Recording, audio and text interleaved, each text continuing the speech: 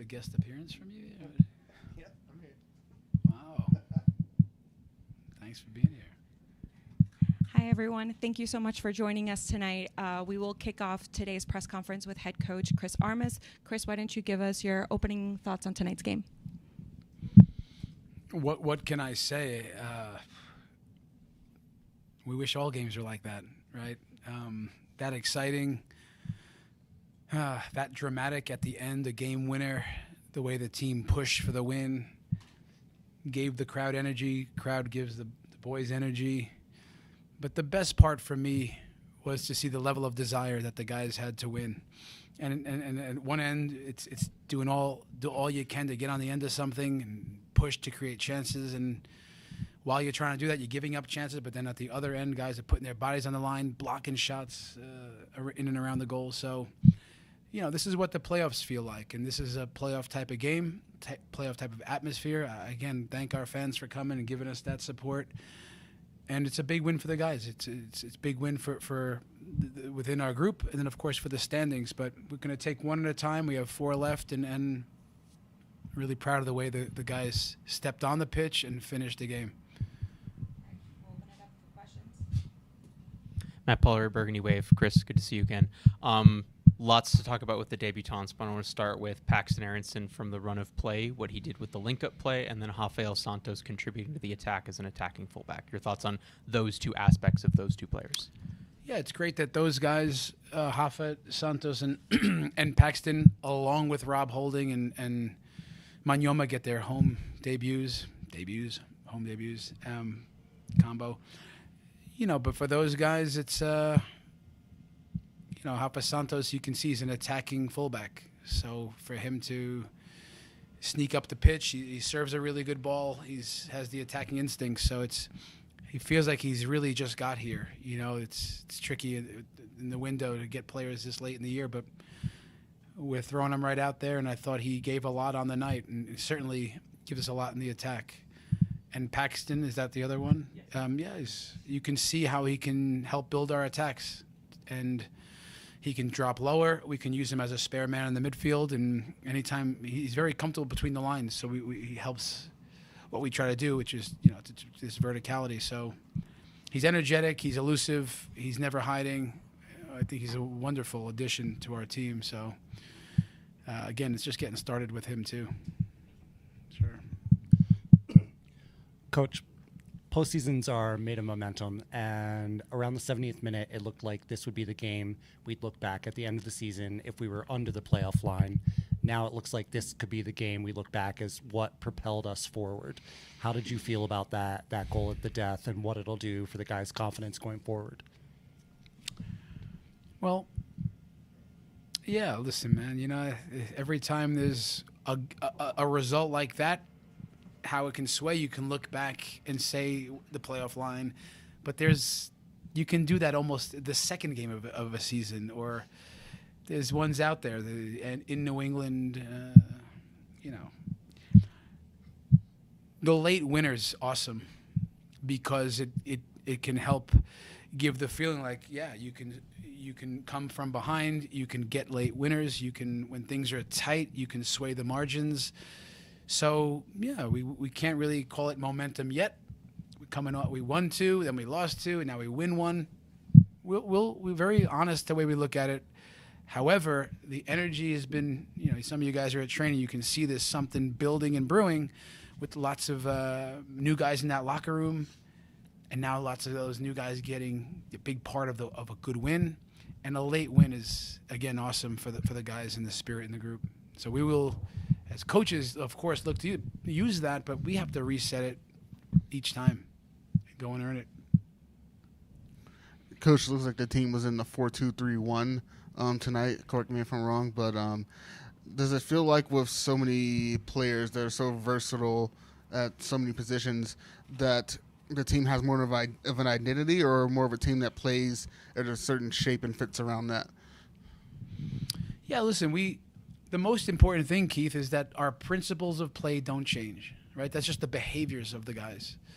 So if counter-pressing and pressing doesn't really change from a different system, it's really the behaviors. And tempo with the ball and structure, the different structure we have in possession, the idea of verticality that doesn't change with the system. So we do have some flexibility, the way we can use different guys, adding Noah Cobb and Ian Murphy we can play the three in the back.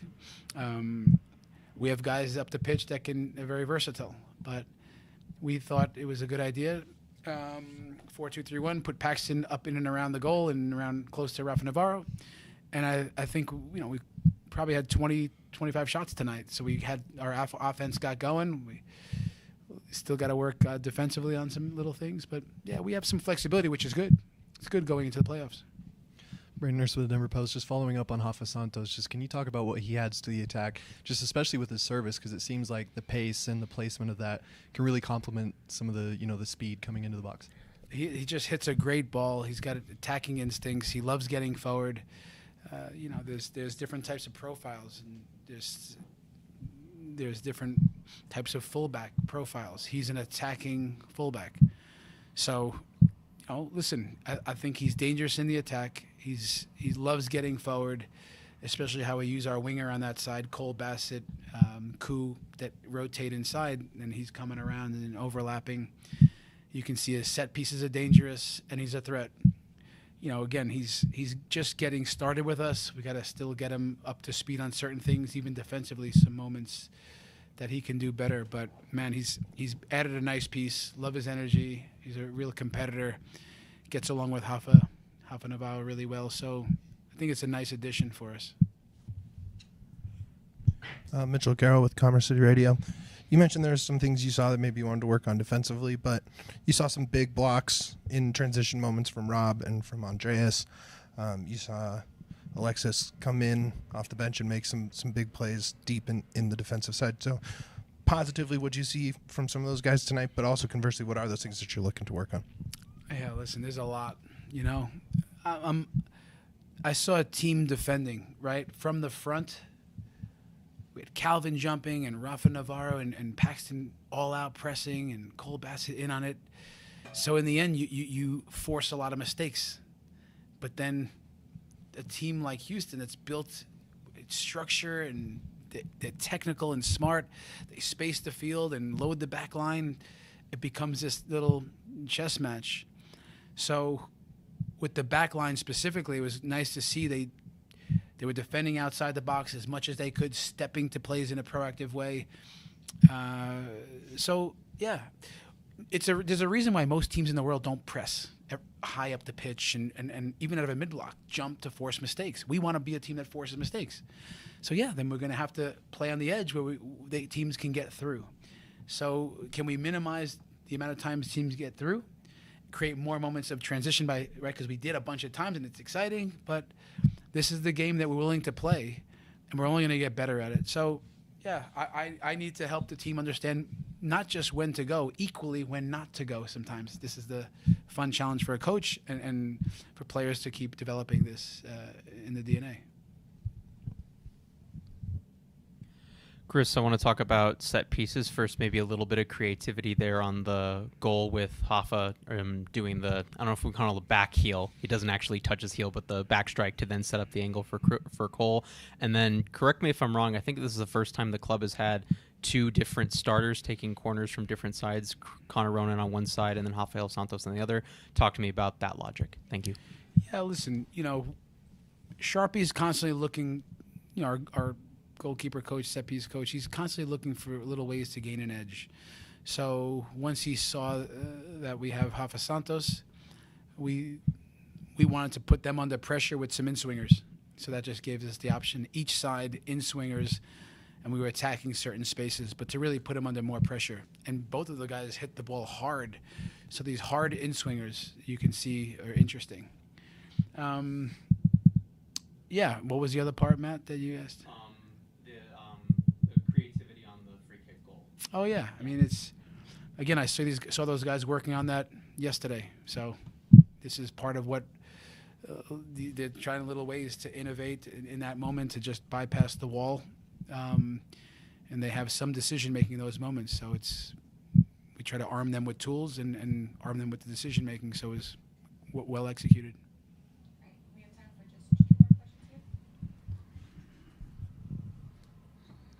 Coach, hopefully not on the too much somber note, maybe uplifting. Lots gone on in the world, including some unfortunate events here at the school in Colorado. How does it feel that maybe someone came out to the match tonight, were able to unite in sport and maybe get their minds off some of the things that are going on now? My prayers and heart goes out to all the families, honestly, around the country.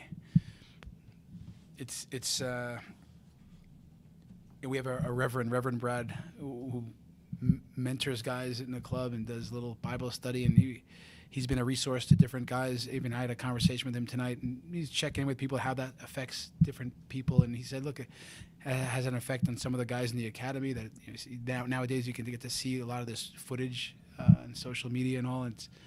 It's just not good. It's you hope for more peace out there. Unfortunately, this is part of where it's at these days, and you just hope to see less and less. But it's just part of the tragedy when this stuff comes, and it's makes me go to a place of gratitude and for all the things that I have and we have around us. So yeah, it's difficult for those families. Just to follow up on Keith's question, Griffin Dorsey, former Rapids Academy, also Evergreen High School graduate. Was there any time ahead of the game to speak with Griffin about the tragedy that's recently beset his hometown? Not me. I know Griff is a local boy. I coached him a bit in Toronto. Lovely human being, top player. I did have an exchange with him before the game. Just wishing him a great game tonight, and we caught up after the game as well. But no, I will actually reach out to him, knowing that. But yeah, didn't speak to him about that specifically. Anything else, guys? Yeah, Coach, you mentioned facing a team like Houston and sort of the challenges they face, and when you're game planning for an important match like this down the stretch against a coach like Ben Olsen, what are some of those challenges you're facing midweek to get ready for this game? Yeah, the challenge is first understanding the type of opposition.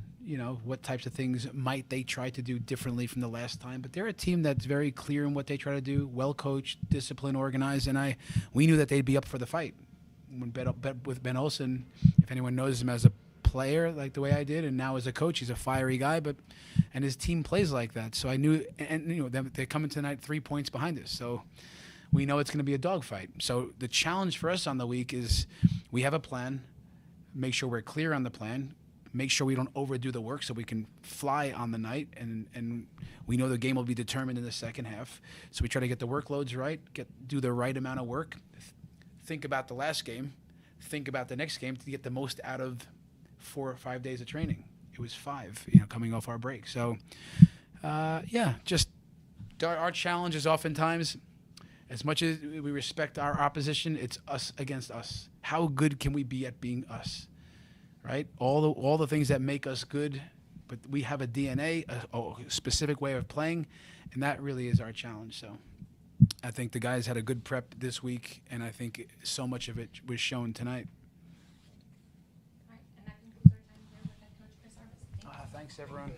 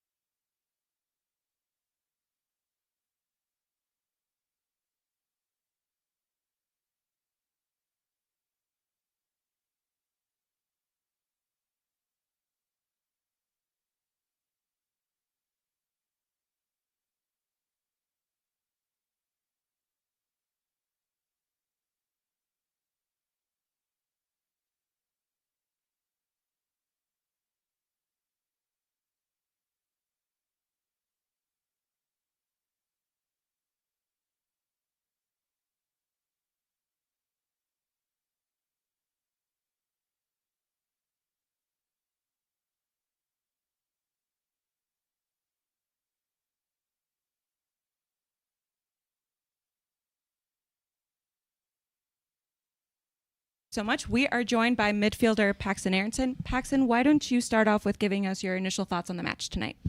Yeah, I thought it was a back-and-forth game. I think a bit more transitional than we would have hoped. But I thought the first 25 minutes we did a good job pressing them and creating situations to turn them over. I think kind of that's what the first goal led to. Of course, the free kick, but we win the ball, play it forward, and then the free kick comes from it. Then, yeah, second half, I think a bit open again, some easy long balls that we didn't just pick up on. And then I thought the last 10, 15 minutes were good from the team to just keep going. We had a lot of shots. Goalie's making some pretty good saves. And then, yeah, we get the breakthrough and get the win, which is most important. We will open it up to questions. Braden Nurse with Denver Post. Just take me through that last play. What'd you see, and who told you it was an own goal? Yeah, they just told me it was an own goal, actually.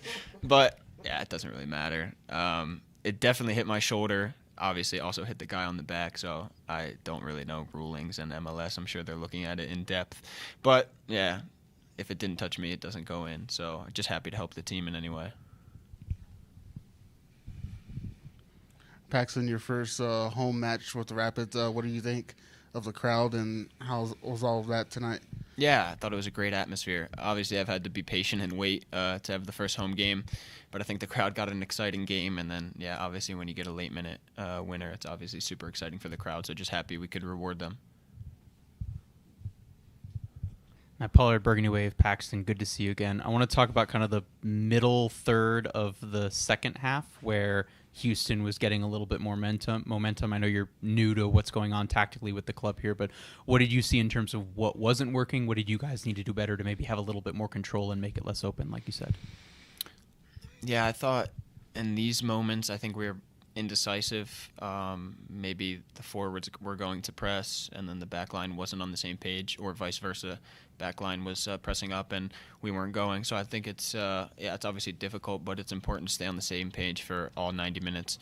I think the chances that they did get were from us just pressing, and then they play one long ball, and then they're in 1v1 situations, where it's obviously difficult to defend them when they have qualities out wide.